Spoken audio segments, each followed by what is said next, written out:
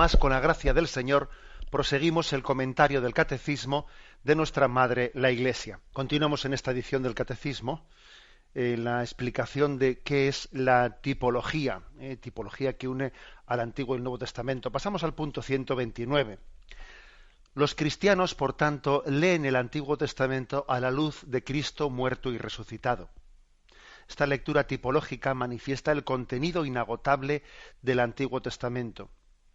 Ella no debe hacer olvidar que el Antiguo Testamento conserva su propio valor de revelación, que nuestro Señor Jesucristo reafirmó. Es decir, dejo aquí la lectura, luego continúo. No quiere decir que el hecho de que hagamos tipologías y veamos que el Antiguo Testamento era una sombra de lo que estaba por llegar, con eso no quiere decir que estemos despreciando el Antiguo Testamento. O sea, también el Antiguo Testamento obviamente tiene una serie de contenidos objetivos que también, acontecieron y tuvieron lugar, sin que tengan que estar directamente relacionados con cada uno de ellos con un pasaje del Nuevo Testamento. No. Ha existido pues también un acontecer normal de la historia en el Antiguo Testamento y en su doctrina. Aquí, por ejemplo, se nos refiere Marcos 12, 29, 31, cuando le preguntan, cuando un escriba le pregunta a Jesús: Maestro, ¿cuál es el mandamiento principal? Jesús le contestó: el primero es: escucha Israel, Shema Israel, que así se decía en el Antiguo Testamento. El Señor nuestro Dios es el único Señor. Amarás al Señor tu Dios con todo tu corazón, con toda tu alma, con toda tu mente, con todas tus fuerzas.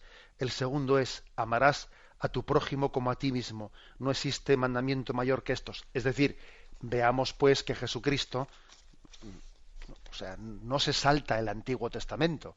Jesucristo no dice, bueno, como ya ha llegado la culminación del Antiguo Testamento, deroguémoslo. Eso fue una sombra de lo que estaba por llegar, fuera sombras, porque ya ha llegado.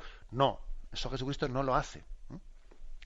Pero es verdad que existe un increscendo del Antiguo al Nuevo Testamento.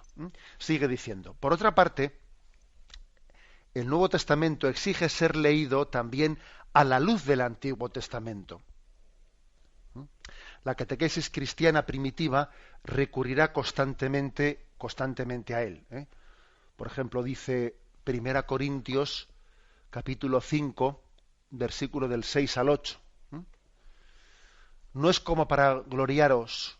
¿No sabéis que un poco de levadura fermenta toda la masa?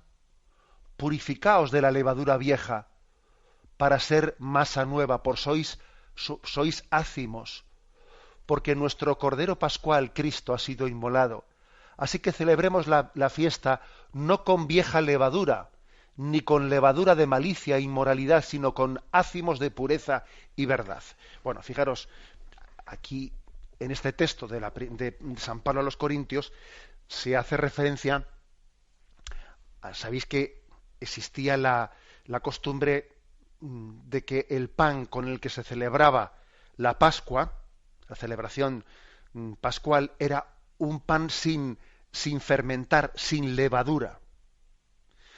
¿Y por qué era eso así? Pues porque se estaba utilizando la palabra levadura, o sea, se interpretaba la palabra levadura como, dice, la vieja levadura es como el contagio, dice, celebremos la fiesta no con vieja levadura, con la levadura de la malicia, la inmoralidad, sino con ácimos de pureza y de verdad. Es decir, la levadura era interpretada como la imagen de que una manzana podrida contagia a la otra, hablando así, en un ejemplo muy cercano a nosotros. O sea, que entre nosotros también se contagia el hombre viejo. Nuestra tendencia carnal, nuestra tendencia pecadora, es la levadura que se contagia más fácil el pecado que la santidad, hablando claro. Y entonces la imagen de comer pan sin levadura, sois panes ácimos, es decir, que Dios nos haga nuevos, nos haga a su imagen y semejanza, que no seamos contagiados unos por otros, ¿no? De ahí, fijaros, ¿no? De ahí que esa costumbre de celebrar la cena pascual con pan hacemos sin levadura. Bien, es verdad que también en algún otro pasaje del Nuevo Testamento la palabra levadura se utiliza en un sentido positivo, ¿eh?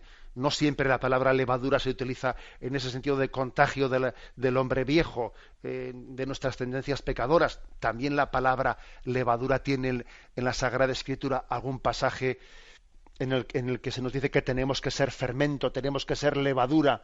Bien, pero en cada caso se utiliza como se utiliza. Entonces, aquí fijaros que en 1 Corintios 5, versículos 6 al 8, se utiliza de esta manera, ¿no? Dice, no es como para gloriaros, ¿no sabíais que un poco de levadura fermenta toda la masa?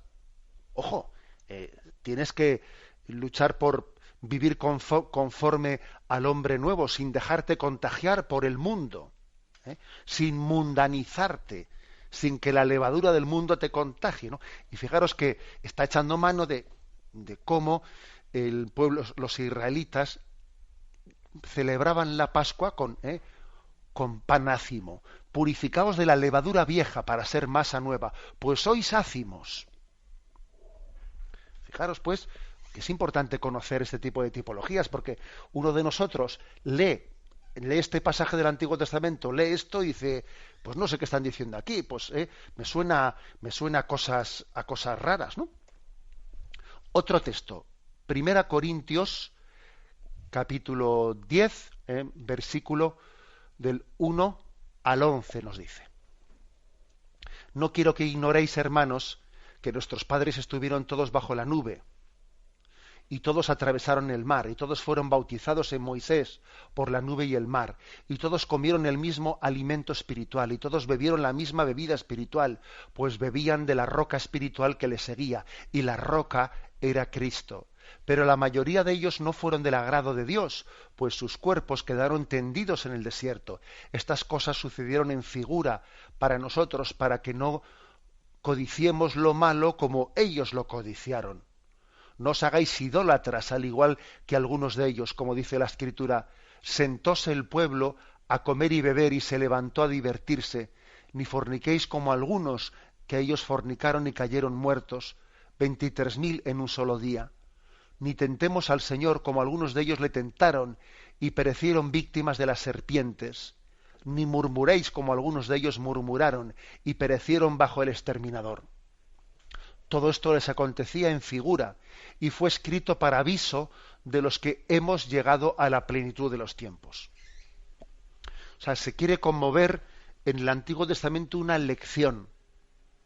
Una lección. ¿Te acuerdas cómo murmuraban, y aquellos que murmuraban eran mordidos por la serpiente?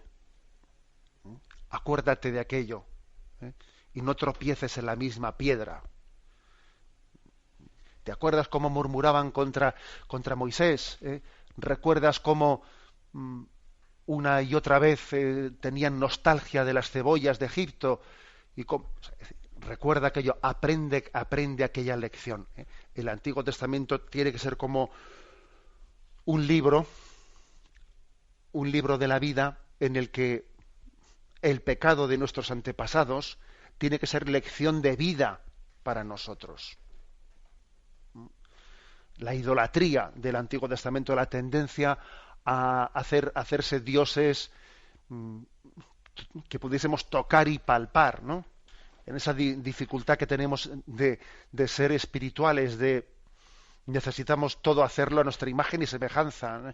Etcétera, etcétera, ¿no? Esa tendencia a la idolatría que tenemos, ¿no? Recuérdala. La tendencia a hacer un becerro de oro, que nos cuesta más pues creer en el Dios que es espíritu y vida, y ser adoradores de Dios en espíritu y en verdad, nos cuesta más pues que tener un becerro de oro y postrarnos delante de él y poner en él nuestro corazón. O sea, recuerda tal cosa, recuerda esa lección, aprende de la piedra en la que tropezaron tus padres.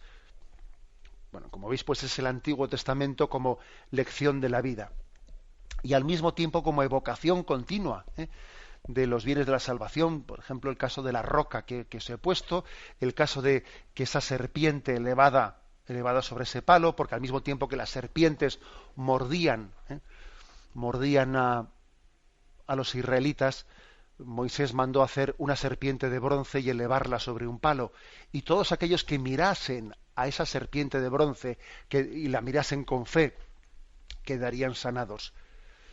Acordaros como el día del Viernes Santo, cuando adoramos la cruz en el acto litúrgico, vamos descubriendo la cruz, les vamos quitando poco a poco el velo, mientras que vamos diciendo, mirad el árbol de la cruz, donde estuvo clavada la salvación del mundo. Venid a adorarle. O sea que hay también una vocación del mirar con fe a esa cruz de salvación que ha sido elevada sobre nosotros. Termina diciendo el punto 129. Según un viejo adagio, el Nuevo Testamento está escondido en el Antiguo Testamento, mientras que el Antiguo se hace manifiesto en el Nuevo. Es interesante esto. Aquí este es un adagio de San Agustín, que era un auténtico, pues un hombre intuitivo donde los hubiese. Dice, novum invetere latet, et in novo vetus patet. Traducido, y conste que yo soy un malísimo latinista, dice, novum invetere latet, es decir, el nuevo está latente, está escondido en el antiguo. Et in novo vetus patet, y en el nuevo, el antiguo se manifiesta.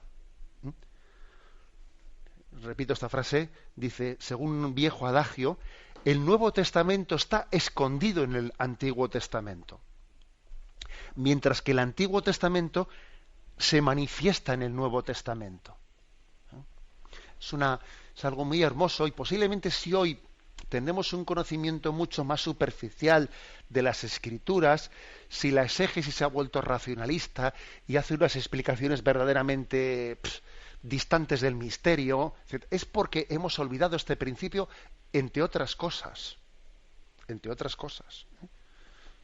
San Agustín tiene el don de manifestar grandes misterios con frases redondas. Eso creo que es una de las cosas más potentes de San Agustín, que cuando hemos estado explicando un tema que es difícil, o que es extenso, etcétera, San Agustín tiene el don, el carisma de hacer como una sentencia, una frase de esas que resume y lo contiene todo. Y la repito una vez más. El Nuevo Testamento está escondido en el Antiguo Testamento, mientras que el Antiguo Testamento se hace manifiesto en el Nuevo. Tenemos el tiempo cumplido. Me despido con la bendición de Dios Todopoderoso, Padre, Hijo y Espíritu Santo. Alabado sea Jesucristo.